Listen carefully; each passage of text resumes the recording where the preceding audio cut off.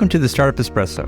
I'm Hall T. Martin, the host of the show, where we talk about raising funding for your startup and the time it takes to have an espresso. I hope you enjoy this episode.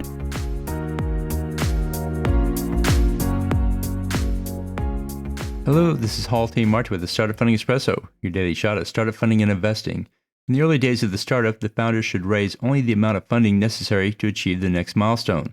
The valuation of the company is low, but will rise when adding products, revenue, and team members. Raising too much early on will cause the founders to suffer dilution. Pursue the bigger funding in later rounds when the valuation of the company is higher. It's important to define very specifically what you're trying to achieve and know what this will cost. Here are some other ways to reduce equity dilution. Keep the discount rates on convertible notes and safe notes to a minimum. Set up an option pool for employees, but keep it in bounds. Look out for pro rata rights that give some investors an outsized position.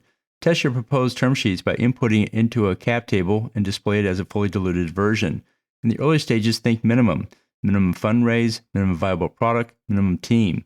This will reduce the amount of equity you're giving away. Thank you for joining us for the Startup Funding Espresso, where we help startups and investors connect for funding. Let's go start listening to today. Hall T. Martin is the director of Investor Connect, which is a 501c3 nonprofit dedicated to the education of investors for early stage funding. All opinions expressed by Hall and podcast guests are solely their own opinions and do not reflect the opinion of Investor Connect.